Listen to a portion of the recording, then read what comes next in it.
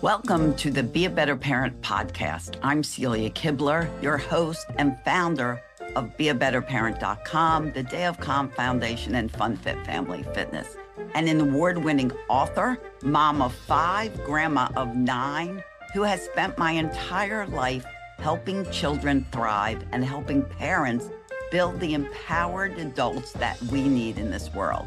You don't need to feel shame as a parent. You need to feel empowered and prepared. And that's exactly what this podcast is here to do. Every week, we'll dive into some simple, practical, powerful strategies to help you raise respectful, cooperative, fun-loving children, and do all of that without yelling. We'll also hear from some leading experts in a variety of fields that will support you and give your family the tools they need for everyday life, approaching all the stages and phases of your child's world.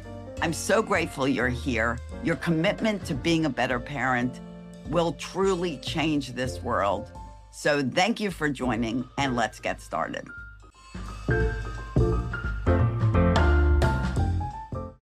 Hi, everyone, and welcome to another episode of the Be a Better Parent podcast.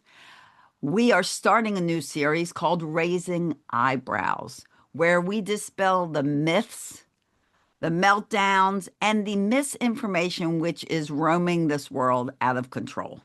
So, my partner in crime is the beautiful and wonderful Dr. Kailey Buller, and she is no bull here.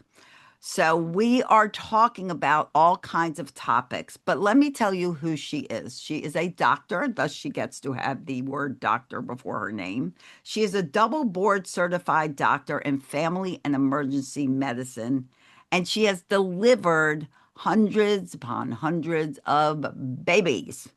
So she doesn't just birth babies, she delivers babies. Do you birth babies? I have personally birthed two babies. Yes, She has personally birthed 2 babies. So she's personally birthed 2 babies. I have personally birthed 2 babies, although I now have 5. And she actually delivers them, which I have never done. So she is here to help us talk about all the stuff you hear. And a lot of it, sad to say, is just simply not true. Is it true? No. And we're going to tell you what the truth is right here on Raising Eyebrows. So, Dr. Buller, Kailey, welcome to the Be a Better Parent podcast. Thank you so much. I'm so excited to be here. I mean, we've already had a couple of really wonderful conversations, Celia. I am so excited. And I think, this podcast is really born, pun intended, out of some of those conversations that we've had about the crazy stuff that you will find online, all of the conflicting information. And the issue is, I mean, there's 2.4 billion people on TikTok and Instagram. Millions of those claim to be parenting experts.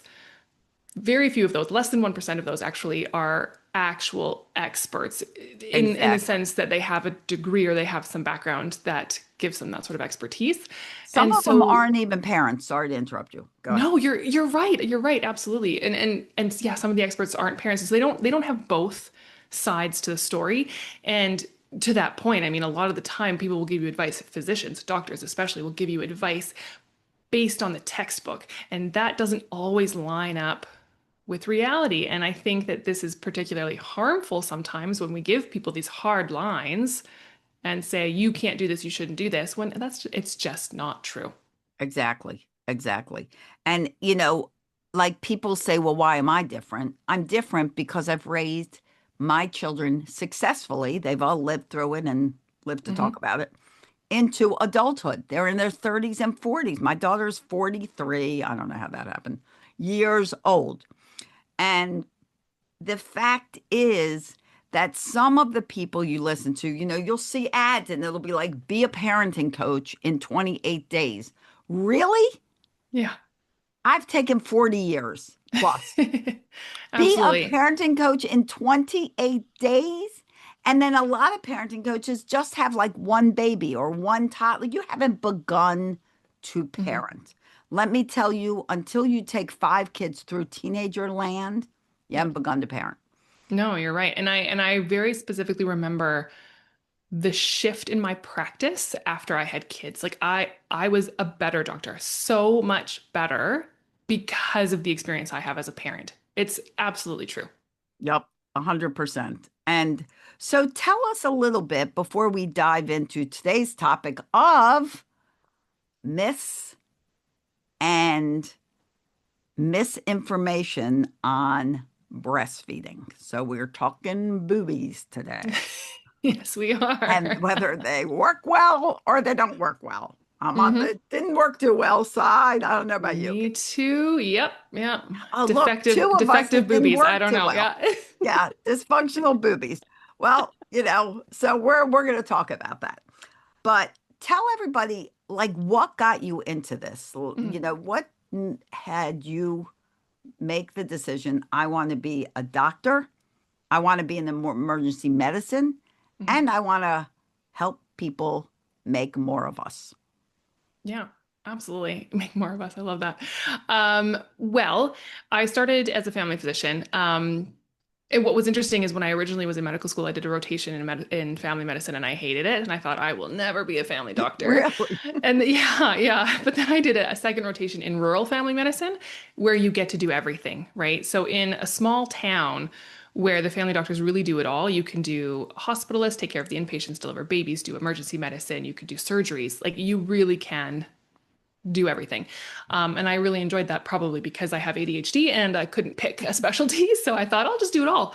Um, so I started as family medicine doing it all. And then I slowly whittled it down to the two things that I'm really passionate about, and that's emergency medicine and labor and delivery.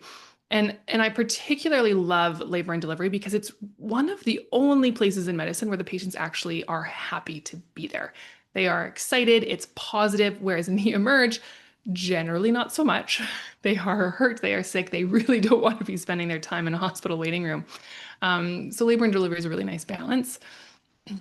And when I had my first, he's now 6, I thought that I was relatively qualified to have children. I knew there was a ton of information out there that I didn't have. There's a lot that we don't cover in medical school, but I thought I'm pretty qualified.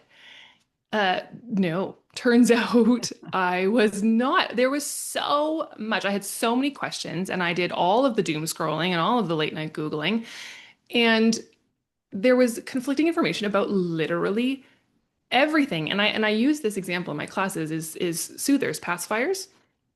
I didn't realize that you could be for or against soothers. I thought that they were just a thing that babies sometimes used, Oh, yeah. People are right? very passionate about That whether they they're are going to have them or not have them. absolutely. And I didn't, I was honestly shocked.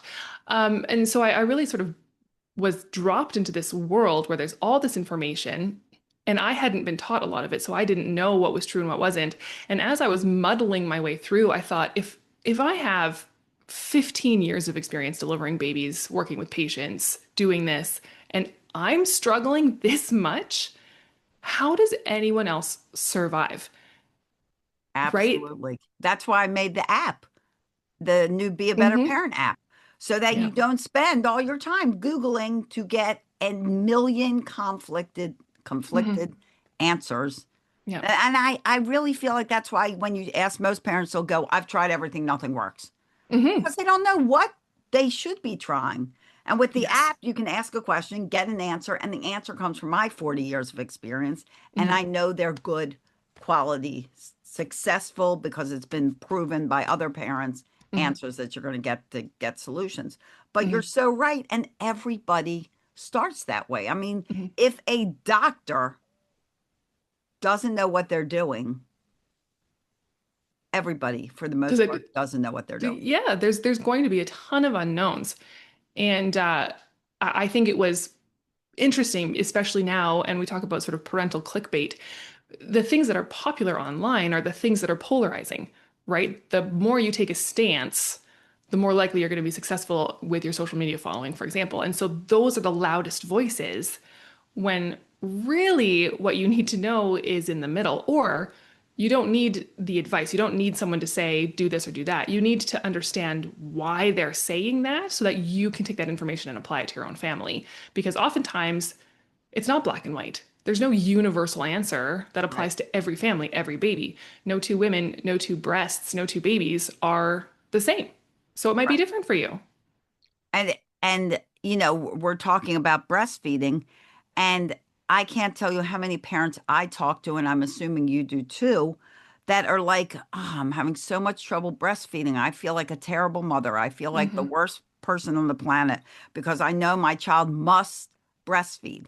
And like we've talked about it before, I tell parents what is worse than not breastfeeding is your stress. Hmm. Your stress is so much more detrimental to that child Hmm. than handing them a bottle with formula. And and then they find out that they're no longer hungry and they're more peaceful and they're Absolutely. happier and Hmm. your life is better and you have not ruined them for life. I always say my two kids did not get breastfed very long because they were born very large. They were 10.5 pound babies, both of them. And I didn't have enough for them. I mean, maybe No. it was, maybe I was like, operator error, but I didn't have a lot. So Lauren got, I think she got about a week of breastfeeding and Kyle Hmm. got about a week and a half. And then we moved on. It's like I laugh because my kids are old. So Kyle's 37 and Lauren is 43. And back then, like now, you're not supposed to feed your kids like until they're 6 months because of the stomach and the way it develops and all of the information that's online. But I kid you not, by 4 months, they were both on 3 meals a day, meat, Hmm. vegetables, and starches and fruit. I mean, they had a Yeah. full meal at 4 months. They would have something of chicken and some broccoli and Yeah. They're hungry I- babies, they were right? big babies. They were hungry. But that would be like taboo now.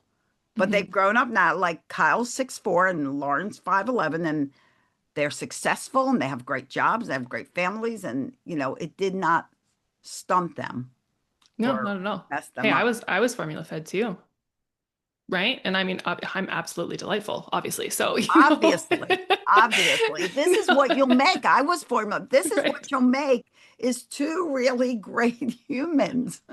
Yes, Not that you yes. shouldn't breastfeed. We're not saying don't breastfeed. We're just saying that the alternative is not a worse alternative. And it really depends on how you frame it. And I think that's the important piece. I remember I was asking ChatGPT actually, I was putting all of my course content online and said, is there anything missing? What do you think? And one of the suggestions was like to make a script for people who aren't breastfeeding, when people say like, oh, Oh, why aren't you breastfeeding? Or, oh, you're breastfeeding, so that they have a response. And I thought, well, no, the response should be like if someone says, oh, you're not breastfeeding, your response is correct. right. Yes, that's right. You don't owe anybody an explanation. Like it's not Exactly. it's not a worse alternative. And you really do, like you mentioned, you really have to take into consideration maternal mental health, stress, family dynamics, return to work. Like, there are so many things outside of what's maybe just best for your baby that also impacts your baby. So it's not just about the nutritional content of breast milk. It's about everything that's going to directly or indirectly impact your baby's well-being. Yes. And stress is the worst. So Mhm. if what you do to make your life less stressful in Mhm. turn makes a child's life less stressful. And especially with breastfeeding, if you are stressed out, your child will not be able to nurse as well Mhm. as if you are relaxed and enjoying. I think I told you about my sister-in-law who practically made it into the Guinness Book of World Records for milk development. And she didn't because Guinness wanted her just to show one donation source. And she actually had so much milk, she donated to 5 donation sources. And she says one of the things that helped her like relax during all this was she used to watch comedies on TV Mhm. while she was pumping. Now, here's another debunk of a myth. I've heard a lot of people tell me you have to physically nurse your child in order to produce milk. Not true. Here she Mhm. was. She literally produced two full size freezers, two full of those little baby milk packets, two of them, never nursed her child breast to mouth one time. Mhm. Always pump to bottle. Yeah. So, Yeah, and I mean that's such a great point. I mean there are certainly advantages to breastfeeding, and I don't think that we mhm, want to say that there aren't. But the advantages really truly are there's orofacial development, so there is some benefit to being on the breast. Okay, a small amount, but is your baby gonna have orofacial impairment? If they don't, no. So how much that really matters is hard for me to determine. And then of course there's the bonding aspect, of course, and the oxytocin production that you get. But again, on the flip side of that is snuggling skin to skin is wonderful bonding too. And also, if you're bottle feeding, your partner gets to be involved in some of the bonding right, experiences with your baby and also do some exactly. of the overnight feeds so that you don't have to be up all the time, right? So there's pros and cons to each. And then the big one, of course, is that, the nutrition of breast milk, one, it contains antibodies. You can't get that in formula. And I understand that. The interesting thing is that you only need like 3 to 4 ounces a day of breast milk to get those benefits. So if you are pumping and you're not Good to pumping a know. lot, you can get a little bit of breast milk and you'll still get that advantage. And formula is one of the most highly regulated and studied foods on the planet. So it is still a wonderful option. And I think the important thing for moms to know is it really doesn't matter what you choose. Your baby's going to be wonderful, and you have to take into consideration everything and not just what nutritional supplement is the best for your baby. Um, I There was an interesting stat that I came across actually. Do you know the 3 factors for a woman to be successful breastfeeding? Like the 3 things that you need to have the most success? No, please tell me. So it was shocking to me, honestly, but the I'm three wondering, things that I'm are interested to hear because what I teach parents, see if Mhm. it made the list. Maybe.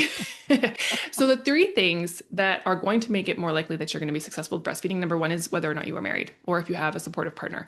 And I think that makes some sense because Hmm. breastfeeding is hard. It is difficult.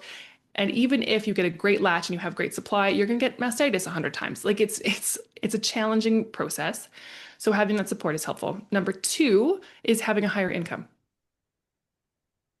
Number Interesting. 3 is having a higher education. Interesting. So how big your breasts are, how well hydrated you I know are, that does the has nothing to do complications, with it. right? The complications you may or may not have had in pregnancy, those don't make the top 3.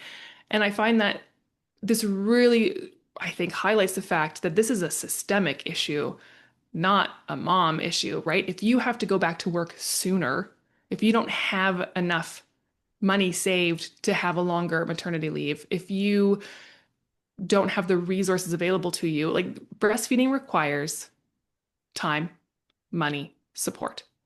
Right. Not And everybody has that. that's right. And it doesn't mean you're a bad mom if you No, don't.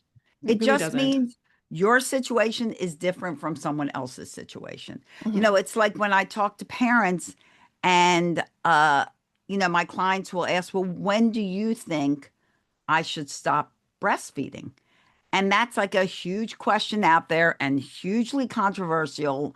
And so many of the mom groups will be like, well, you have to breastfeed till they're 3 years old or 2 years old or 10 years old or whatever they're declaring that you have to Mhm. do.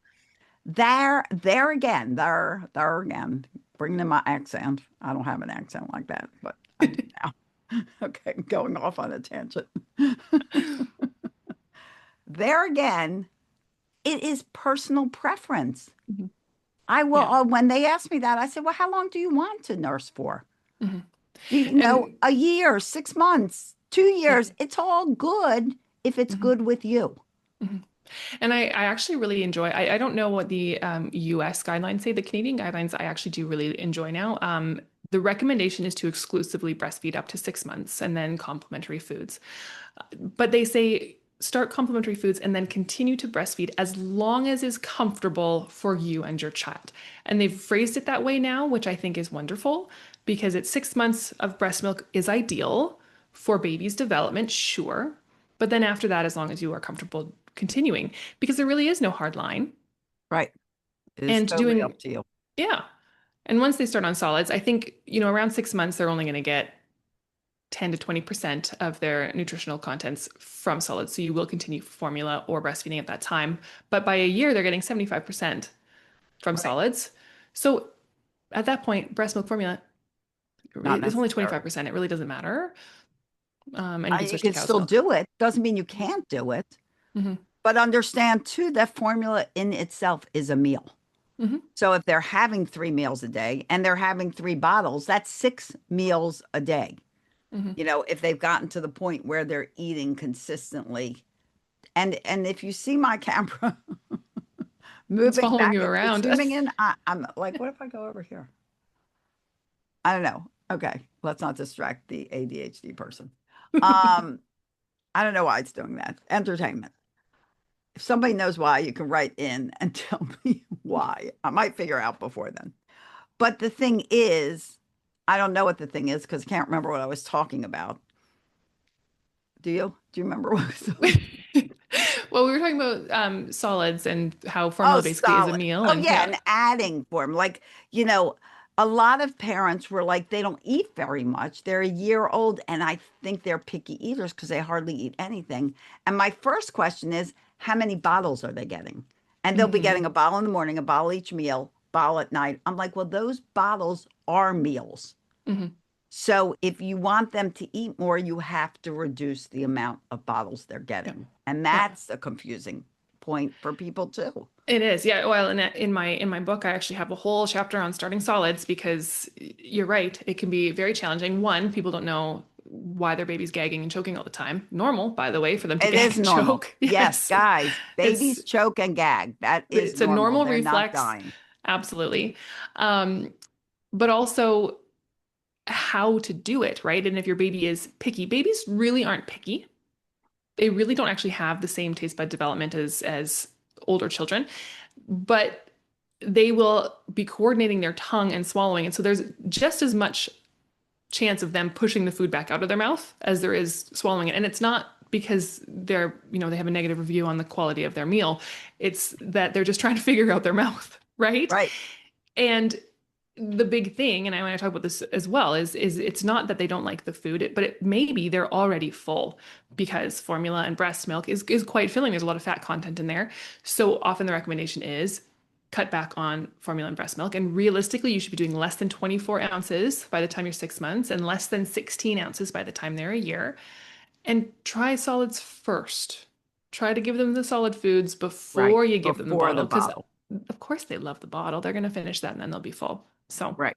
Exactly. Exactly. Because once again, that's a meal. So you're giving them double the meals. And, you know, often parents expect their child to eat a meal like they're feeding themselves. Like they'll give them a plate with like all this food on it, and then they'll be like they're not eating enough. When in mhm, reality, they should be eating their fist size. mhm, This is my fist size. That's not very many bites. Imagine a quarter of that size in that little hand. They can't yeah, eat 25 bites, two lucky, and then they're done. And there is so often that parents just think that babies, toddlers, they're little humans. They're not little, or I should say little adults. They mhm, are little humans, but they mhm. are not little adults. They have a different needs, different brain function. They're different. And they're Exactly. fun if you let them be fun. Yes. And well, I talk about that a lot as well, is starting solids. There's a whole big thing about experiences there, right? It's not just flavor. It's Sorry. temperature, it's texture, it's color. Okay, I was just checking my phone was on do not disturb, which it is. Oh, Doesn't that mean do not it, disturb? it should. Isn't that usually what that means? Okay, sorry. That's okay. I can start that again. We'll edit it. Yes. Okay, we'll edit it out. Okay, go ahead. Maybe we won't edit that out. I love that. Okay. But that's the other thing about starting solids is the experience is so much more than just the flavor. There's temperature, there's color, there's texture, there's smell. And I say in my book, this is how you know a baby's ready to start solids. Number one, they can sit up in a high chair without looking like a bobblehead. Two, they have I'll interest in demonstrate. food, right? Yes. And they have an interest in food. And I mean, that's pretty much it. Or they're 6 months old or older and they should at least start playing with food. So you put them in a high chair, let them get covered head to toe in whatever it is you've put in front of them. That's how they learn. And maybe they will accidentally get some in their mouths to start with, but they'll get better over time. But the parents that, and I mean grandparents a lot of the time too, that wipe every little thing away, that's so distracting for kids, and Stop it wiping. totally, right, detracts from the experience. So maybe as an alternative, and again, this is, I'm not saying what you should do, but as an alternative, maybe you just plan to have bath time after dinner and just let them have fun with their food, right? Right. That's why God invented wipies and washcloths and Hmm. water, because Hmm. you can eventually clean it off, and it's fun. It's fun. It's fun to play with your food. Let them play with their food. So explain something to me, doctor. Hmm. And maybe this is because, of course, my kids started eating them like when they were 1 month old. So a couple months down the line in Lauren's food journey, my mother wanted me to give her liver. And I said, well, ugh, they made baby food liver. And so I gave her liver, and I had a little spoon of liver. It didn't even get this close to her mouth, and she started gagging. And I was like, Mm. see, Mom, it's like a natural impulse to gag over liver. And then we gave it to the dog, but she gagged. So was that like the smell? Liver's kind of stinky. What do we It's, think? I don't know. I mean, it could She have didn't been. even get the bite in her mouth. It could have been. I'm not sure, honestly, because I wasn't there. But yeah, I mean, babies are going to have reactions to these things. Of course, everything is new to them. So they're going to react, and they might not react in the way that you think that they're going to. But That's how I thought. My mother didn't think so, but the dog loved the liver. It was very right. Well, delicious. and sometimes kids love the craziest things. So my son, Oh, my that's son's a truth. favorite thing, and it actually wasn't that bad, but it was avocado and banana mixed together. Oh, that And does he sound kind of good, though. loved it. It was so good. And so my husband actually started making some like banana guacamole. So you do banana and avocado and we put little like fruit pieces in there. Oh, They good. loved it. It was actually, yeah, it was I quite like good. it. I And, like and it. that's the other thing too that I think a lot of people worry about when you're talking about myths and misinformation is you do not have to make your baby a gourmet meal. You really do not, right? There's, I remember, I'm so sorry, it's not even that funny, but I remember when I We'll was find trying it to figure funny. out, It's all right. yeah, I Laugh was, with us. I was learning about baby-led weaning because someone asked me, and it was, one of those Karens, right? Like, oh, you're not doing baby-led weaning. I was like, what? What is baby-led weaning? Like, I didn't even know what it was. And there's a difference between baby-led weaning, you let your Just baby got feed hip to the themselves, groove. and purees, right? I didn't know. I didn't know it was my first baby. And so I got this cookbook for baby-led weaning and all these recipes of things that you could make your babies. And I thought, oh my God, I'm supposed to be cooking my baby their own. No, that is a myth. You do It's an not have ugly to myth. cook an Ugly ugly, myth. you do not have to do 3 hours of meal prep. You do not have to make these wonderful purees and baby food. You don't. You know what you do? If you're making a stir fry for dinner, you take some carrots out of your thing before you put the sauce on, put them in a blender with some butter and maybe some Exactly. milk. Boom, carrot puree. Got challenges? We got answers. Download the Be a Better Parent app. And when anything stops you, put it in. Ask it for help, and you'll get solutions right away. All based on Celia's 40 plus years of experience. Don't we all just want to be a better parent? Be a better parent. Available on the app and Google Play Store. Download the app now. Right? If that's what you're doing. Or you cook the crap out of those carrots until they're really soft and you give your baby a carrot, a Right. full carrot. You do not Exactly. have to prepare. And so I do, again, in my book, I do have ways to safely introduce solids, but it doesn't have to be complicated. And I think that's a lot of Pinterest worthy and Instagram worthy reels where they have these beautiful creations like, look what I've made. I've made this wonderful organic thing for my baby. Oh my God. Yeah. You have so little time to yourself as a new mom. Do not waste it if it brings you joy, if you like creating Right. Some things, people love cooking, but go if it for it. gives you pressure, we Oh don't my need more gosh. pressure. We have No, we enough do pressure. not. Don't Stop have another thing comparing. to put on your to-do list, Yeah. right? Stop comparing yourself to other people. Number Hmm. one, stop comparing what you think someone else is doing that you're Hmm. not, because you're usually, when you assume, incorrect. Hmm. They're either just look that way, or they're Yeah. doing it for a video, or Yeah. nobody's a perfect parent. And where you shine might not be where they shine. Exactly. Absolutely. Yeah, I was just going to say that. I mean, their situation might be completely different. Maybe they're really, really good at making baby purees, but they're Right. really, really bad at something else, right? But they're not going to show you that. Right. They're going to show you what they're good at, you know? Absolutely. And So, like, there's so many things you can do. And as your child eats even more things, you know, what's an easy thing to do too is like take a can of soup and puree it right? and make a Yes. bisque. And then you're like, oh, I made a bisque I made for a my biscuit for my child baby, for right? dinner. And you can post that on Instagram. Right. I made a bisque. How did you make it? I took a can of vegetable soup and I put it in the blender and bisque later. Bisque. Super Look at simple. that. See, sounds fancy and it was very I little know, work. doesn't it? And you put a little Absolutely. parsley on top for Yep. garnish hmm and Yeah, take it but off before your child here's eats it. here's all you need to know. All you need to know about feeding a baby. One, it has to either be small enough pieces that they won't choke on it, so purees or really, really tiny chunks, and soft enough that they can gum it, right? Because That's their it. gums are very hard. That's what Yeah. people don't realize either. Mhm. Well, they don't have teeth, but their gum, like just put your finger in your mouth and let them bite you. You will see they are very hard gums. Absolutely. Yeah. So, and you can just give them you can give your baby a whole muffin. Give them a whole muffin, right? And they just let them chomp away at that. That's totally Right. fine, right? As long as it's too big to shove in at once, they're not going to choke on it, or it's small enough that it's not going to block an airway. And that's how you safely start solids. That's it. Yeah. That's all there is to And it. there's foods that are like sweet potatoes, avocado, high nutrition, hmm great foods for baby, bananas. And like you can even let them like get a stalk of celery real cold and let them chew on it because celery, as we know, is very hard to break off.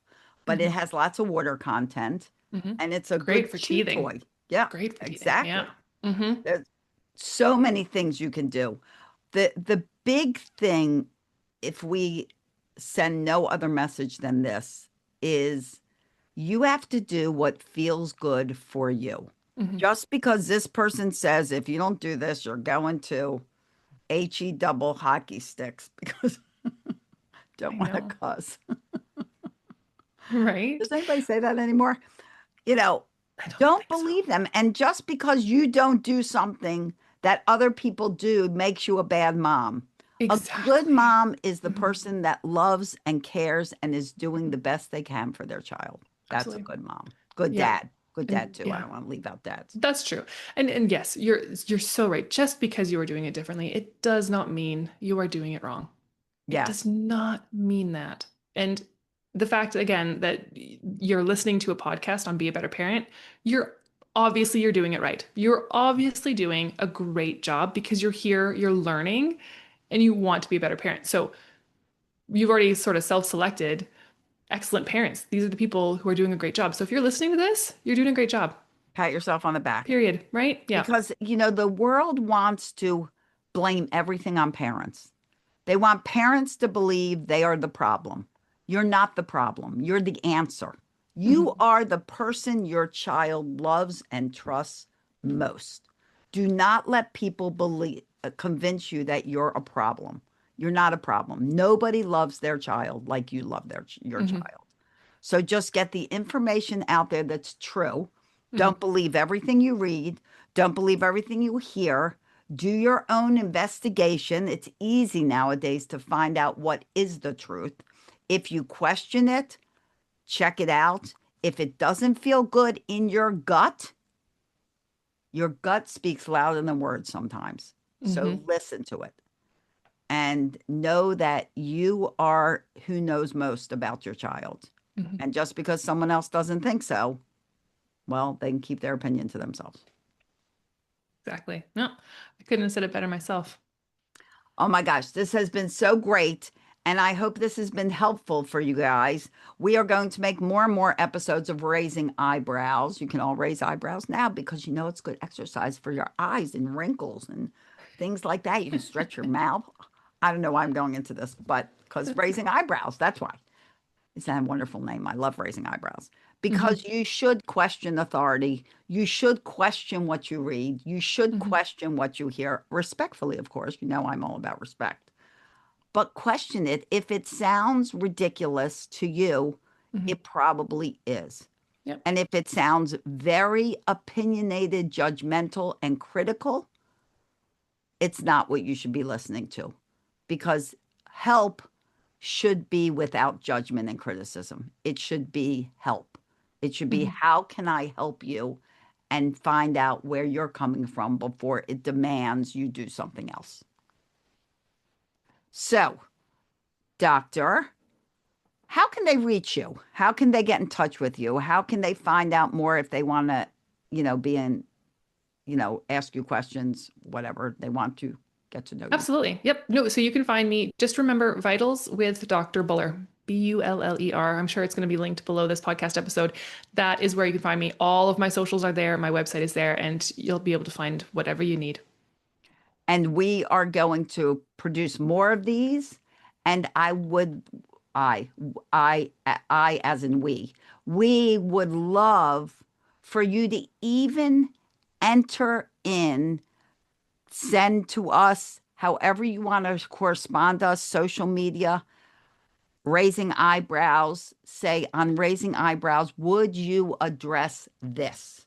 I can't find what the truth is, because 3 words, I encourage you to think of them when somebody says something nasty about you. Think of them when you read something that you don't think it is. Is it true? Is it true? Somebody says you're not doing it right. Is it true? Is it true that you're not doing it right? Who's right? What right? Exactly. Is your child being fed? Is your child clean? Is your child growing? Is your child crying? Is your child breathing? Is your child sleeping? Is your child doing the things a child's supposed to do? Then who's to say you're not doing it right? So if people say things to you, simple question to yourself, is it true? I don't know. Well, is it true? Is it absolutely true? Maybe not. Maybe not so true. And that's what we're going to show you here. We're going to show you and teach you what you need to know about all these things that you hear on overload all over the internet, and groups and parents and everyone that has their opinion that they want to share with you. That's not welcome. So, yeah, we'll give you what you need to know, and then you can decide how you want to parent. Absolutely. You educate yourself, and then you form your own personal opinion. So, Kailey, thank you for being here. I'm so grateful for you being here, but even more so, the 2 of us are so grateful for all of you being here. Our next episode of Raising Eyebrows will be talking about sleep. Sleep. Don't we love to go to sleep? Oh, sleep training, my favorite topic. Sleep training. So many myths to unfold there. Like a million blankets, just take another one off, another one off, another one off. But we're going to find you the truth. Yes, we're going to do it. A podcast where we are speaking truths, not make-believes, non-truths. None of it, whatever you want to call it. Because some of it is just simply not true. If you found this valuable, share it with somebody else. Share it with somebody else is like, oh my gosh, if I have to breastfeed for 1 more minute, I'm going to go insane. Or do I have to ever stop breastfeeding? That might be a question they're asking, because I love it so much. So share this out. People want to know. Curious minds want to know. What was that? The Inquirer? I don't know. It was. It's probably really old. Nobody knows it anymore but the old people. So you may be dating yourself a little bit, but that's okay. That's okay. I admit it. You know what's great about being old?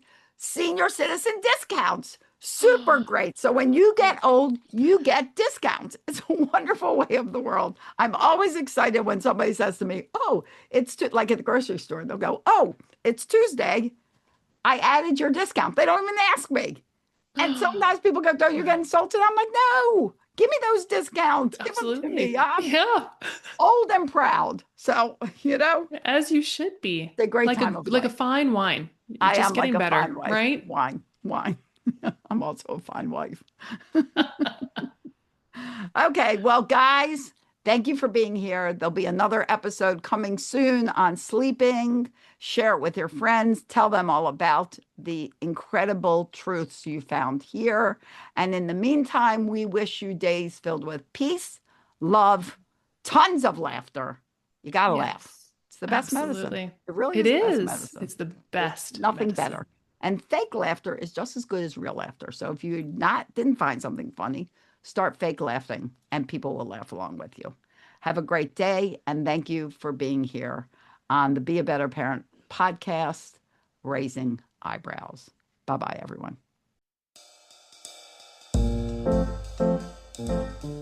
Thank you for joining me on today's episode of the Be a Better Parent podcast. I'm truly grateful for your time, your heart, and your commitment to becoming a better parent.